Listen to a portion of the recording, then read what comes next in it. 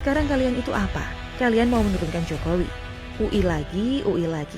Sudah pasti kalau UI ini memang punya kedekatan dengan cendana. Mahasiswa 98 yang kami anggap Lihat Twitter mahasiswa abadi Leon Alvinda, fix dia kadrun.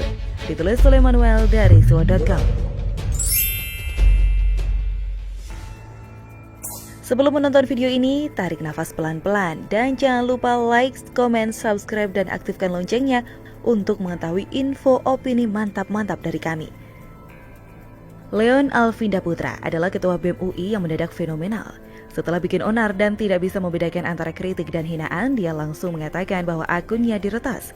Anak bocah ini mirip banget sama Kadrun, mau lari dari masalah dengan alibi diretas. Melihat Twitternya, saya bisa menyimpulkan bahwa Leon Alvinda Putra adalah orang yang terafiliasi erat dengan orang-orang KPK yang bermasalah seperti Novel Baswedan, Febri Diansyah.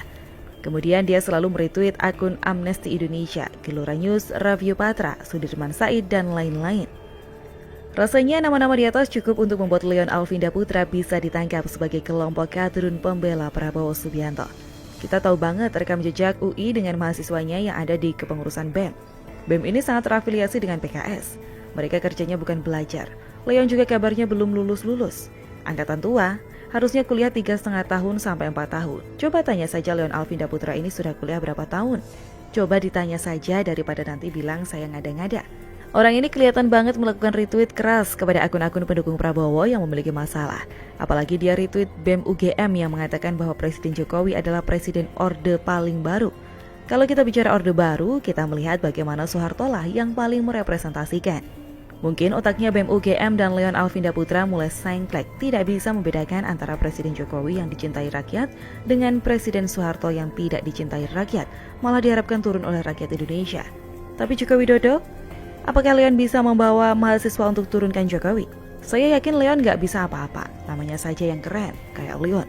Tapi ternyata mentalnya perlu dipertanyakan. Dia mengkritik lewat media sosial bahwa orang-orang yang berseberangan dengan dia dianggap pengecut karena hanya mainnya di media sosial. Padahal dia sendiri kritik Jokowi lewat media sosial. Memang kalau mau dikata orang-orang yang merasa tidak melihat balok yang menyangkut di matanya, namun bisa melihat semut di ujung pantai adalah mirip PKS. Membahas soal retweet yang secara keras dilakukan oleh Leon terhadap akun-akun pembenci Jokowi. Kita tahu bahwa Leon ini mungkin bermasalah pikirannya. Menghina presiden malah dianggap jadi sebuah kritik. Kritik dan hinaan itu jauh banget bedanya. Lalu ada juga semangat-semangat yang dihaturkan dari orang-orang yang memang kelihatannya nggak suka sama Jokowi. Misalnya Fadlizon, Faisal Bahri, dan orang-orang sakit hati lainnya. Nggak kebayang kalau Prabowo jadi presiden, bisa-bisa Leon langsung diangkat jadi king of penjilat elit oposisi nanti. Sungguh lucu melihat kelakuan bocah-bocah mahasiswa yang ternyata otaknya sudah terpapar dengan hal yang lebih bahaya dari virus, yakni terpapar kebencian. Leon juga pakai istilah-istilah yang gak asing lagi dikeluarkan oleh orang macam Fadlizon, Faisal Bahri. Dia pakai istilah buzzer. Dia juga sok merasa keren karena pernah turun ke jalan dan teman-temannya diseret oleh polisi saat demo. Ketika Bambang Wijoyanto membela Leon, saya makin yakin kalau fix Leon ini adalah kader Anies Baswedan. Kor-kor revisi UU KPK, tapi dia soal Anies yang korupsi. Dek Leon, ini harus belajar dari mahasiswa 98. Kami bergerak dengan kesadaran penuh bahwa negara ini tidak baik-baik saja saat itu. Meski ada satu rekan mahasiswa kami yang membelot ke cendana dan jadi antek cendana, itu tidak menyurutkan semangat kami. Sekarang kalian itu apa? Kalian mau menurunkan Jokowi? UI lagi, UI lagi. Sudah pasti kalau UI ini memang punya kedekatan dengan cendana. Mahasiswa 98 yang kami anggap pembelot juga adalah alma mater UI.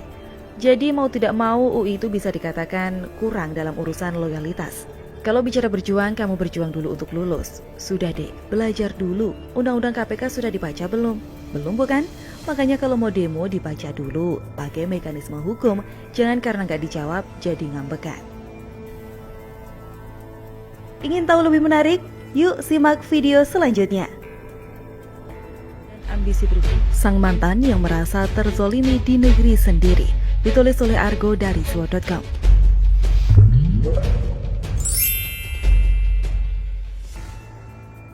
Sebelum menonton video ini, tarik nafas pelan-pelan dan jangan lupa like, comment, subscribe, dan aktifkan loncengnya untuk mengetahui info opini mantap-mantap dari kami. Partai Demokrat, pimpinan Kepala Staf Presiden Muldoko akhirnya menggugat Menkumham Yasona Lauli dan mengajukan pengesahan kepengurusan hasil Kongres Luar Biasa ke Pengadilan Tata Usaha Negara Jakarta. Kuasa hukum Partai Demokrat hasil KLB Rusdiansyah mengatakan bahwa gugatan pihaknya telah terregistrasi pada hari Jumat tanggal 25 Juni 2021. Yasona Lauli adalah pihak tergugat selaku pejabat atau Badan Tata Usaha Negara. Rusdiansyah telah mengkonfirmasi bahwa kuasa hukum KLB Demokrat secara resmi telah mendaftarkan gugatan tata usaha negara ke PT UN Jakarta dengan materi gugatan meminta pengadilan mengesahkan KLB yang diadakan di Deli Serdang, Sumatera Utara pada 5 Maret 2021 yang lalu. KLB Demokrat di Deli Serdang telah menghasilkan Muldoko dan Johnny Allen Marbun masing-masing sebagai Ketua Umum dan Sekretaris Jenderal Partai Demokrat periode 2021 sampai 2025.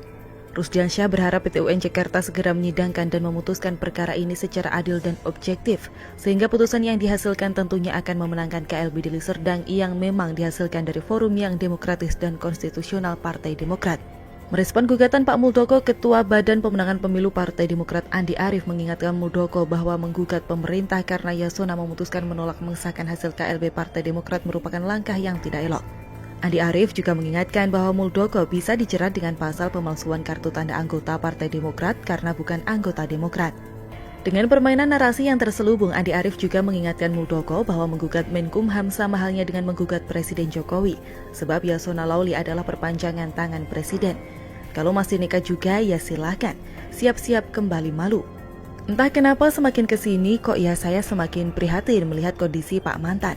Betapa menyedihkannya penderitaan sang mantan hidup di negerinya sendiri.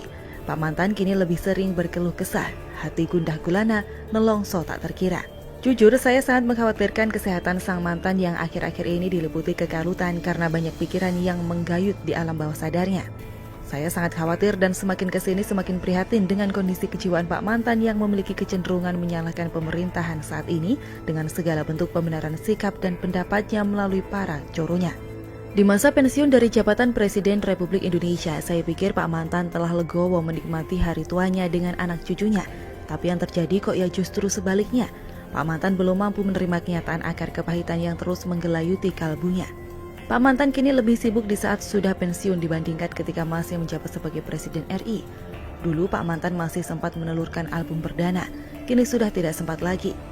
Dalam diam dan kesenyapan jiwanya, Pak Mantan kini lebih sibuk berkutat untuk menyelamatkan dinasti Cikeas melalui Partai Demokrat yang seolah-olah itu miliknya.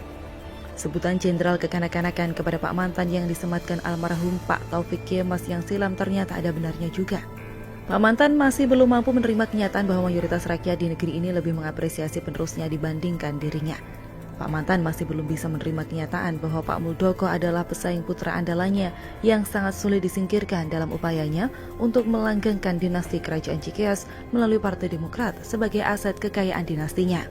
Yang lebih menyedihkan lagi, sampai membuat saya nyaris nangis guling-guling sambil salto sana-sini, Pak Mantan tidak punya nyali terhadap mantan bawahannya. Akan tetapi melalui coronya yang mantan pemakai narkoba dan kondom bergerigi itu. Damaikan hatimu Pak, lihatlah bagaimana majemuknya bangsa ini. Lebih baik Bapak bersatu membangun dan menggapai Indonesia yang adil, sejahtera, makmur, sentosa, bahagia senantiasa daripada hati tersakiti dengan pusaran hidup dalam bayang-bayang kebesaran masa lalu. Mudah-mudahan dengan gugatan Muldoko tersebut dapat menjadi pelajaran yang sangat berharga bagi Pak Mantan agar kedepannya lebih fokus menyiapkan dirinya menjadi kenegarawan yang mengutamakan kepentingan bangsa di atas kepentingan Cikeas dan ambisi pribadinya dalam kekalutan jiwanya.